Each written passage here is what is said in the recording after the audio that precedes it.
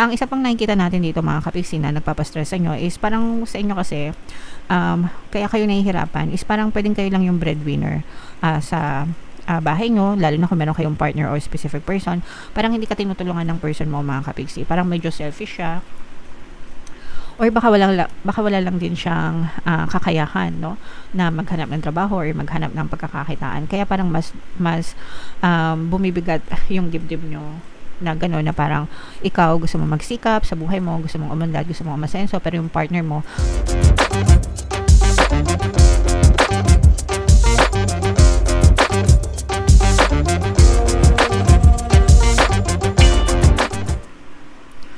Hello guys, hello Sagittarius. Welcome back to Pinoy Pixie Tarot. Ang pamagat ng episode natin for tonight is Money Money Come to Me. Ito yung ating money reading guys para sa Sagittarius and Moon Rising Sign and Venus ngayong August mga kapixie. So unahin natin tong deck na to guys. Tingnan natin yung mga money manifesting techniques para sa inyo.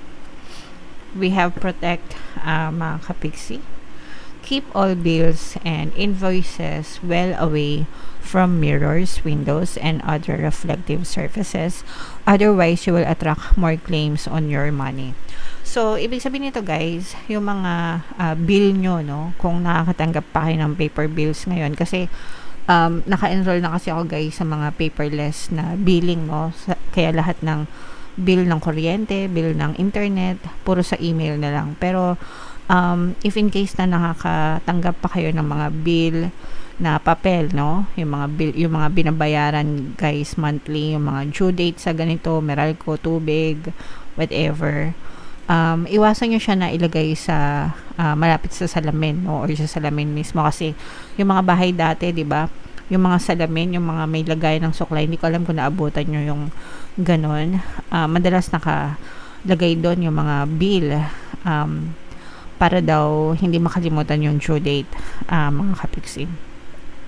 So ngayon kasi guys, uso na yung mga aesthetic na salamin, 'di ba? Kaya medyo nababawasan yung mga ganong klaseng salamin. So if ever ba na ginagawa nyo pa yon mga kapiksi, sa bahay nyo ganun pa yung mga salamin and may mga bill pa na nakalagay doon, alisin nyo na guys, no? Kasi nagre-reflect yun ibig sabihin more claims on your money. Pag sinabing more claims, kumbaga marami kang kaagaw sa pera mo, kagaya ng mga bayarin, expenses guys, okay? And imbis na ganun yung gawin nyo mga kapiksi, maglagay kayo ng pera sa salamin, okay, or malapit sa salamin para nagre-reflect siya.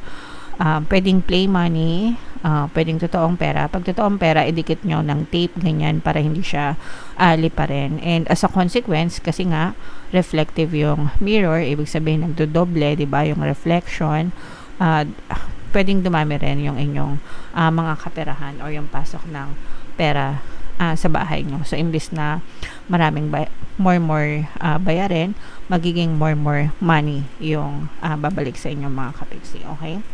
So, comment down below guys if na-try nyo na ito. Kasi sa bahay namin guys, walang salamin.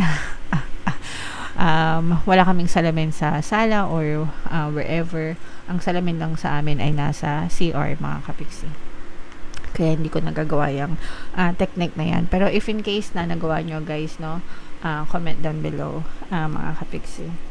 So, tingnan natin guys yung ganap sa inyo ngayong sa kaperahan nyo ngayong August. Shuffle ko to mga kapiksi. Habang sinashuffle ko to, panoorin nyo muna yung video natin regarding sa ating paano mag-manifest ng abundance video course.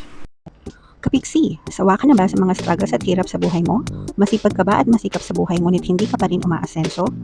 Ilang beses ka na bang nag-attempt magnegosyo at mag-invest pero palagi ka pa rin nalulugi? Sa pagkakataon na ito ay maaaring may subconscious beliefs ka na nagiging balakid sa iyong pag-unlad at pagyaman. Introducing, paano mag-manifest ng abundance video course. Dito ay matututunan mong ma-overcome ang mga balakid mo para tuluyan ka ng umunlad, umasenso, sumagana, maging matagumpay, successful at maswerte sa iyong kabuhayan, pera, trabaho, negosyo sa lapi at kaperahan ng bonggang-bongga. Dali, mag-send na ng email sa pinoypixie@gmail.com at simulan na ang iyong pagyaman ngayon. Alright, so sa lahat ng gusto mag-avail ng course guys, naka-flash sa screen nyo. Una, meron tayong paano mag-manifest ng abundance video course. Meron din tayong paano mawala ang third party at magkaroon ng harmonious na relationship. And meron din tayong paano pabalikin si ex reverse breakup. Sa mga interesado guys, mag-send lang kayo ng email sa pinaypixie@gmail.com. So, Sagittarius guys, kayo ay represent ng King of Wands. Ito yung ating money energy mga kapiksi. Latag natin yung spread nyo guys. And sa mga naghahanap guys ng mga pampaswerte na lucky charms, lucky bracelet, may mga items na makikita kayo sa description box guys, tsaka sa comment section.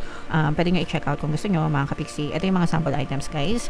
Aventurine at tsaka Citrine guys, napakabisang combo para sa pang-attract ng swerte, kaperahan, abundance sa pera, trabaho, negosyo, mga kapiksi. Alright, so dito guys, mayroong presence. This is both negative and positive mga kapiksi, no? Meron ditong presence guys ng water sign, Cancer, Pisces, Scorpio. For some of you, maaring may water element kayo sa inyong natal chart, or you may be dealing with another water sign mga kapiksi. Ito guys, nararamdaman natin yung mga sakripisyo nyo, no? Yung mga paghihirap nyo mga kapiksi. For some of you guys, parang naghihirap yung kalooban nyo, no? Ibig sabihin, let's say for example, nagtatrabaho kayo, pero naghihirap yung kalooban nyo dun sa trabaho nyo. So, ibig sabihin parang somehow, medyo hindi kayo masaya dun sa napili nyong career or sa napili nyong karera or baka dun sa kumpanya. Baka kasi gusto nyo yung trabaho nyo pero yung kumpanya ayaw nyo, yung mga ganon. O kaya naman, minsan, yung trabaho mismo yung inaayawan natin, ayaw natin yung ginagawa natin, pero parang wala tayong choice kasi dun tayo kumikita. Mga kapiksi at saka wala pang malipatan. So, nararamdaman natin yung parang hindi kayo masyadong masaya sa ginagawa nyo guys. So, kung wala pa kayong malilipatan mga kapiksi, tiis-tiis muna guys. Pero dadating din yung time, kung ayaw nyo talaga doon sa ginagawa nyo, pwede naman kayo maghanap ng ibang mapagkakakitaan. Nasa inyo naman yung choice, mga kapiksi. Okay? Ang maganda naman dito guys, kahit na ayaw nyo masyado yung ginagawa nyo, ano pa rin kayo guys, sulpot pa rin kayo ng sulpot, no? Kumbaga, you still show up, masipag naman kayo mga kapiksi. And actually, yung iba sa nyo guys, maaari kayong makakita ng parang extrang pagkakakitaan sa pamamagitan ng mga friends nyo or mga kakilala nyo. Parang pwede kayong i-refer sa ibang trabaho o kaya parang pwede kayong bigyan. Maaari kayong makatanggap ng mga imbitasyon or impormasyon mula sa ibang tao na parang, uy, alam mo ba na pwede kang kumita dito, pwede kang magtrabaho dito, pwede mong gawin to, yung mga ganon. So, parang meron mag-share sa inyo ng information, mga kapiksi. So, kahit pa paano, malilibang-libang din kayo, guys, no? And, yeah, so, tsaka nakikita naman natin, guys, yung pagiging responsable nyo talaga, no? Sa mga trabaho nyo, kahit na medyo nahihirapan kayo, push lang ng push, mga kapiksi. So, hindi ko alam kung ano tong trip nyo sa buhay, mga kapiksi. Parang, may trabaho kayo pero nagrereklamo yung iba sa inyo. So, alisin nyo yung pagrereklamo mga kapiksi kasi dapat na-appreciate natin yung mga blessings, diba? Kahit nagaano kahirap yung trabaho. Kung ayaw nyo naman yung trabaho, guys, may choice naman kayo lumipat, no? Ganun lang yun mga kapiksi. Kung wala, edi tiis-tiis. So, imbes na magreklamo kayo guys, be grateful, mga kapiksi, okay?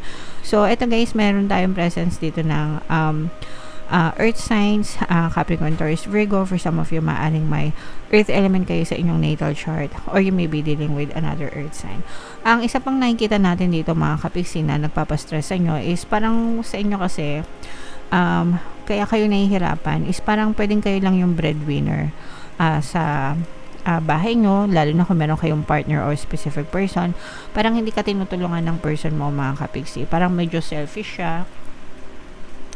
Or baka wala lang din siyang kakayahan, no, na maghanap ng trabaho or maghanap ng pagkakakitaan. Kaya parang mas bumibigat yung dibdib nyo na gano'n, na parang ikaw gusto mo magsikap sa buhay mo, gusto mong umunlad, gusto mong umasenso, pero yung partner mo, parang hindi kayo parehas ng goal sa buhay. Kumbaga, yung person mo, kontento na siya kung ano yung meron kayo. Kontento na siya na kumakain kayo, humihinga kayo, nakapagbayad kayo ng bills, ganyan. Pero parang wala siyang masyadong ambisyon sa buhay. And parang feeling mo, nadadrag ka pababa nung person mo. Although this will not resonate with all mga kapiksi, pero if it resonates with you guys, comment down below. Okay? And at saka yung person mo, medyo kabaligtaran mo siya. Kung ikaw masipag, siya nasa kabilang side. So, ibig sabihin tamad siya. Kung ikaw mature, yung person mo immature. So, medyo may pagka-imbalance, mga kapiksi. Kasi, minsan, kahit anong sikap natin sa buhay, pero kung na-tsempo tayo doon sa mga partners na very unsupportive and parang hindi same ng goal mo, parang mapapaisip ka rin, di ba, na nasa tamang person ba ako, nasa tamang tao ba ako. And sometimes, hindi naman, hindi naman mali na questionin nyo yung ganyan. Di ba? Kasi, buhay nyo yan eh. So, dapat, kumbaga parang, dapat align kayo sa mga goals nyo para nagtutulungan kayo, sabay kayong umaangat sa inyong pamumuhay, mga kapiksi. Alright?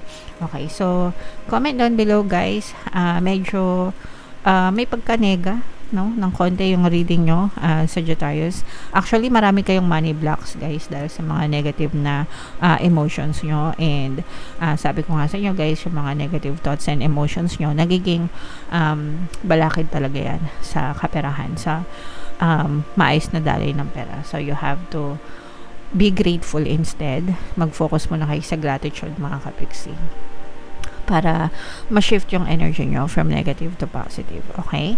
And of course, mag-affirm lang kayo about money, guys. Money, money, come to me. Palagi ako may pera. Palagi ako nagkakapera. I'm the king of abundance. I'm the queen of abundance. Hanggang sa medyo gumanda din yung takbo ng buhay nyo. So, titingnan natin next month kung ano yung magiging money energy nyo. Kasi for now, parang hindi siya masyadong okay. At least dito sa spread na to. Pero it always changes from time to time. Okay? So, comment down below if naka-resonate kayo guys for more tarot readings sa ating playlist nyo. Ito naman yung ating success stories ng paano mag-manifest ng abundance video course. Thank you for liking, sharing, and subscribing guys. See you next time. I love you all. Have a nice day. Bye-bye.